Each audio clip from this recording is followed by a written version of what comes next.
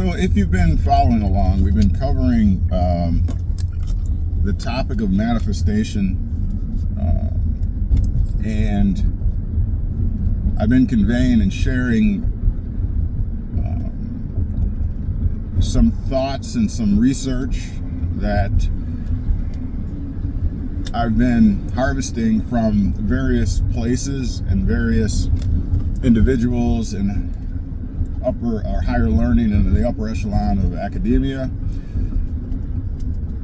And I had a thought while commuting here, and a lot of times in our pursuit for progress, we forget to consider the things that often cause us to regress. And I think that if we have a healthy balance, I'll say, the negatives and the positives, which are both necessary to promote or to have currency, I think we'll be more healthy for it. I think we have to consider both.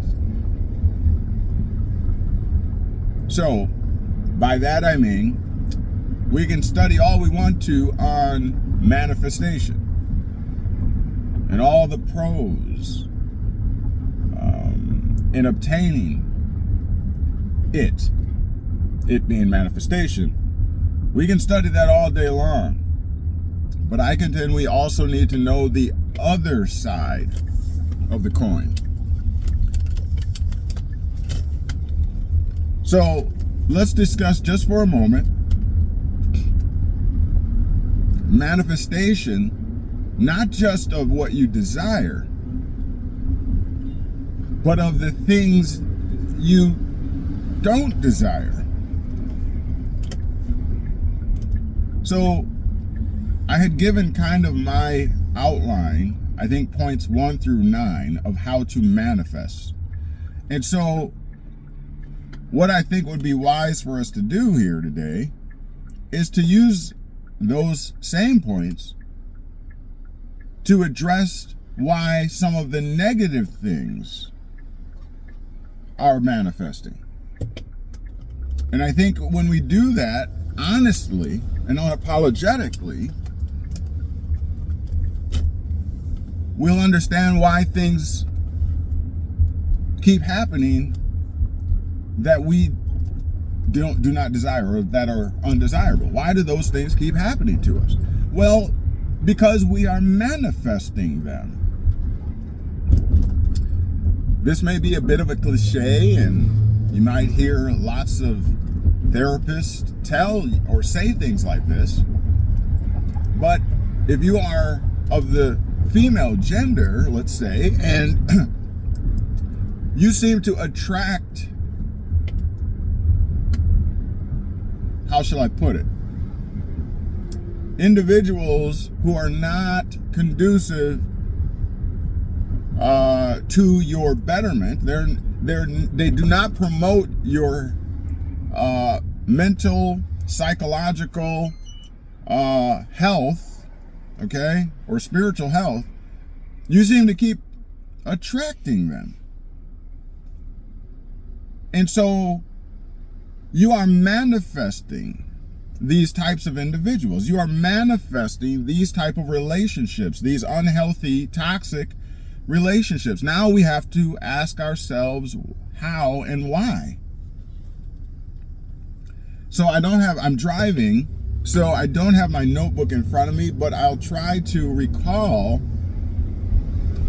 the appropriate steps that I contend lead to the manifestation of a thing or a situation. Number 1 was you have to observe it. Meaning, without a vision, the people perish, the scriptures say. Meaning, you don't know what you don't know. If you never lay eyes on something, then you'll never obtain or reach the second part of manifestation, which is wonderment, or to wonder or question a thing. You'll never reach that. You'll never wonder or be curious about something if you never lay eyes on it or gain a perception about it, I'll say. So you must observe the thing. Lastly, I don't want to belabor it, but I just want to make sure that it's clear what I am conveying.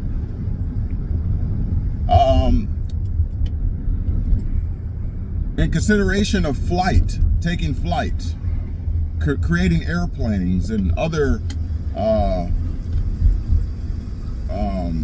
items like that.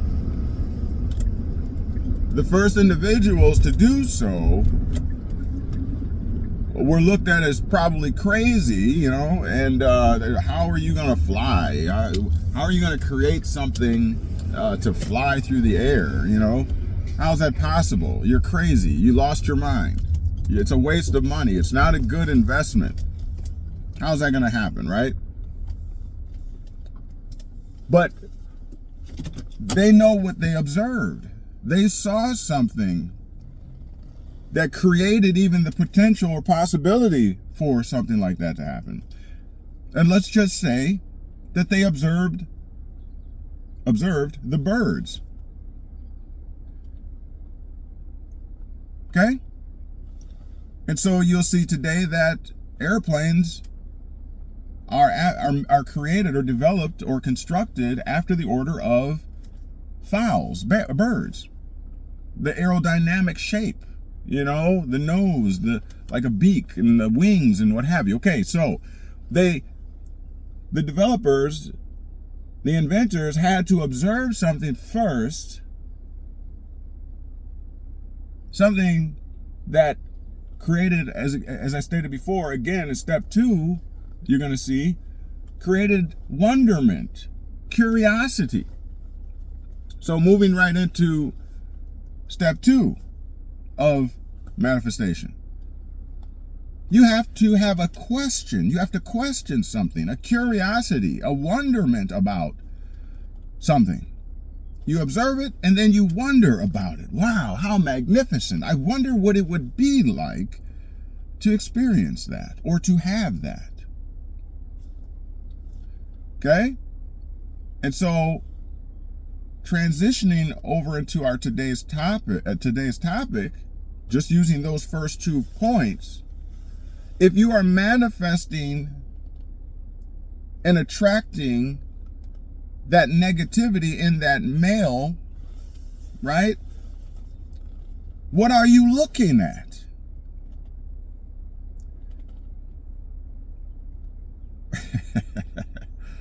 Who are you looking at? That's where it starts. What are you setting your eyes on? What are you being titillated by? What are you touching? Right? Because you may not, let's say you're blind, you may be blind, and you use your other senses, your tactile senses and what have you. So you may not be necessarily seeing with your eyes, but what are you touching? What are you smelling? What are you tasting? It starts with an observation. And then you begin to wonder about it. Right?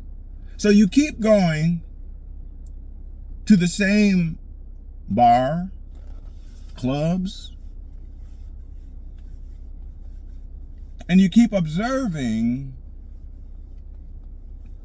let's just say Joe, or people like Joe. Let's just say Joes wear their hats cocked to the right and they sag their pants, let's say, and they got the thickest chains on and gold tooth here. Maybe, I don't even know if that's a thing now, but I think they're called grills now, right? But my point is if that is what attracts you, and you notice that your eyes tend to be drawn to that, And if you find yourself wondering what it would be like to be with Joe, and you're in wonder and awe about Joe, then you've accomplished the first 2 steps of manifestation. And I don't know what it has turned out to be for you in the past, but if it's negative,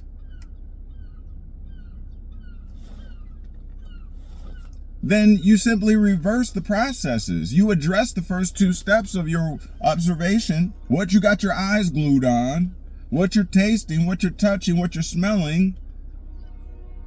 It may be a particular type of cologne that just triggers your mind and affects your consciousness. It may just be that. It triggers you. This particular type of individual, these Joes, wear this all the time. So any club you go into, when you smell that same smell, that's like, ooh, Joe. You feel me? So you got to reverse those. We have to reverse those. Because if you answer honestly and you find that you keep getting negative outcomes by being with Joe, or those who wear that certain scent, or those who sag their pants, or whatever, you get what I'm saying?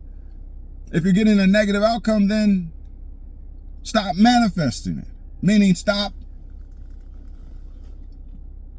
being drawn in, tasting, touching, sight to that, and then stop wondering about it. Well, how about just kill the wonderment?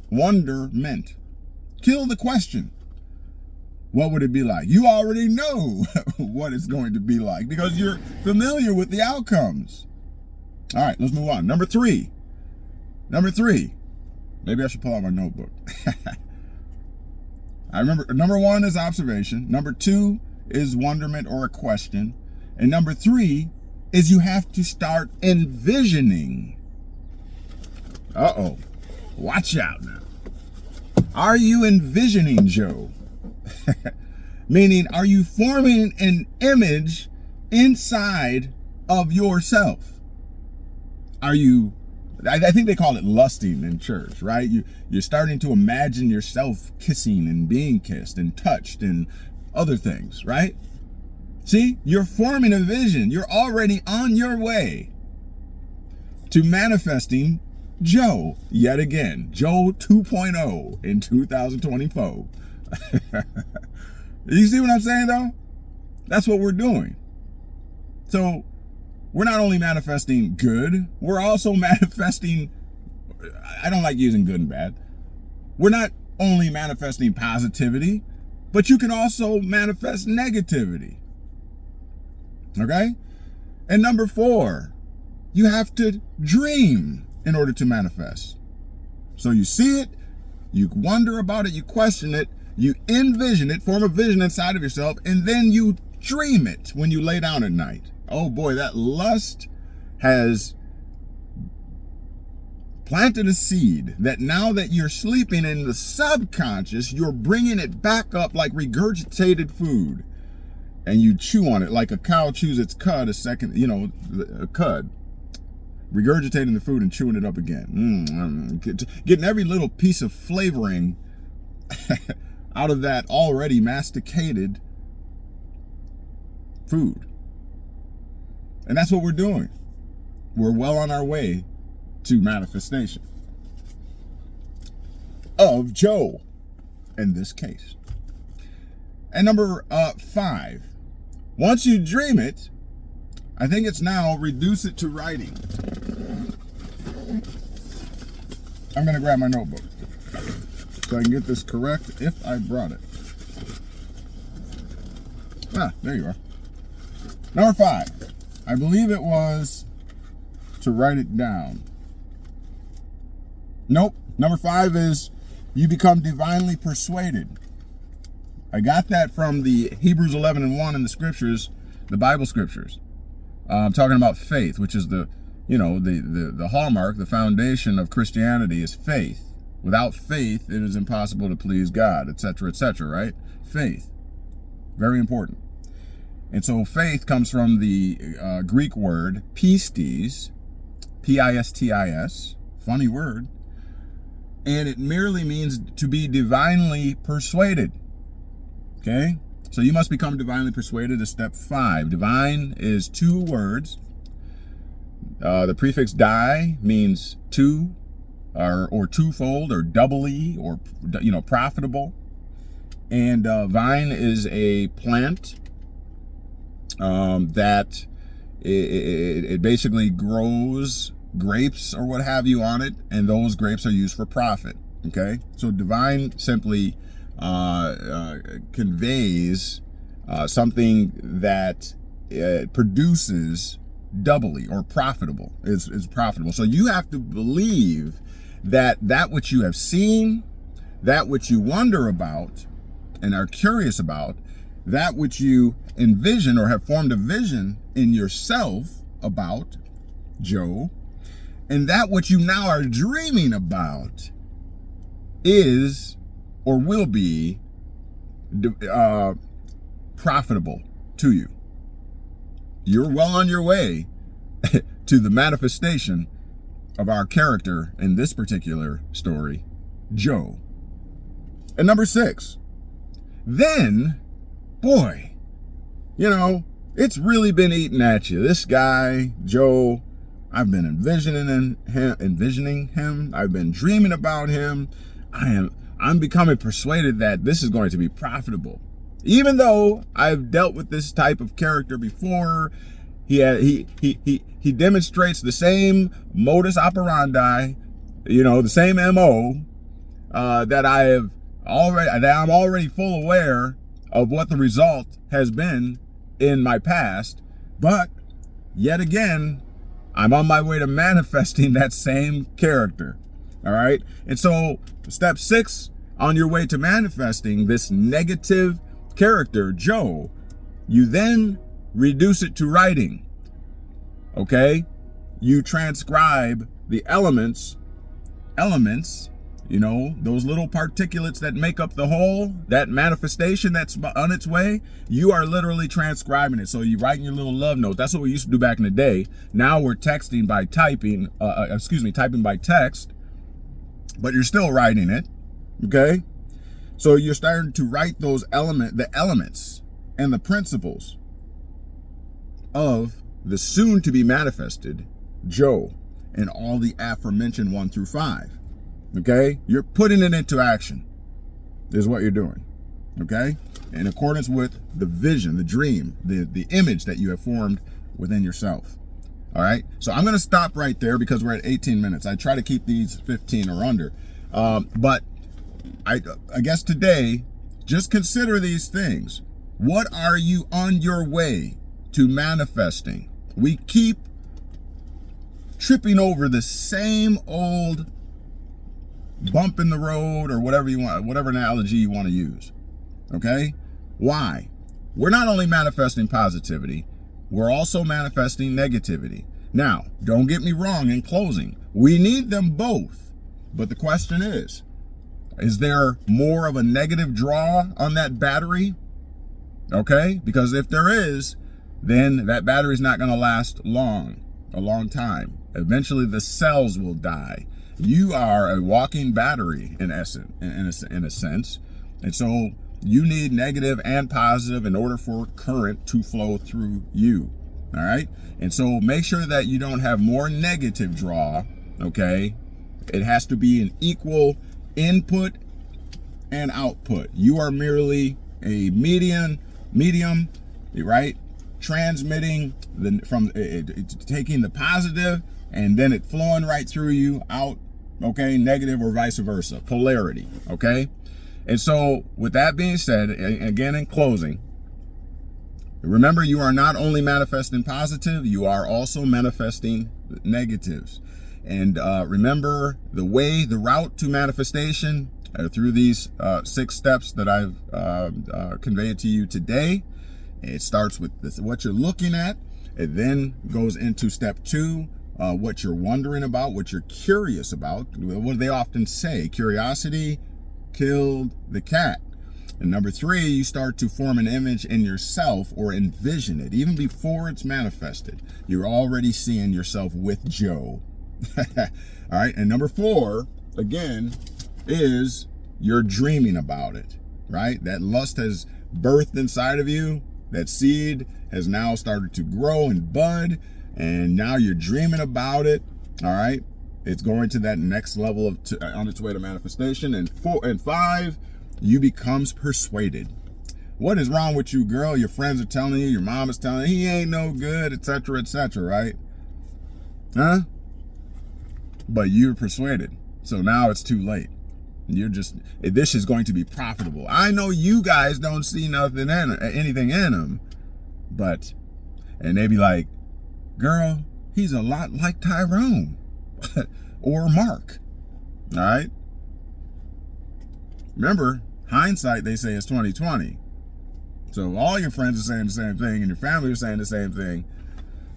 You ever been playing chess with against your opponent, and there's a third person standing watching you two play, and they keep telling you, oh, you should have done that, and y'all messing the game up, right? And it's annoying to you. Well, that's because they have what could be equated to hindsight, meaning they're more objective because they're not one of the players to the game, so they can see more objectively. They're not biased, they're not in it to win it, in a sense. Okay. And again, number 6, you'll start to transcribe it. You'll start to text message, oh, I miss you, and what are you doing? So you're birthing it, and it's on its way to manifestation is the point. All right. So this is 21 minutes, much longer than I really like to do these, but hopefully this will help somebody. It's kind of comical, but we keep doing it, don't we? Myself included. And so this is the year 2024. Hopefully we start to apply these things, and hopefully I'm able to impart into you things that will help you grow and build you. All right. Not sure what this is developing into, but these are lessons that I am applying. Okay. And I'm just being call it a PA. Okay, public announcement or something to help out the public. All right. So if it helps you, give me a thumbs up or whatever, and feel free to leave a comment, whatever. We'll see what this develops into. But I enjoy these little talks, but now it's time to get to work. All right. So hopefully you are applying these things. Remember, you not only manifest the positive, you also manifest the negative. All right. And so if you don't want to manifest that thing, that Joe, that Jill, then guess what? You have the 6 steps. Change something. Talk to you soon. Peace.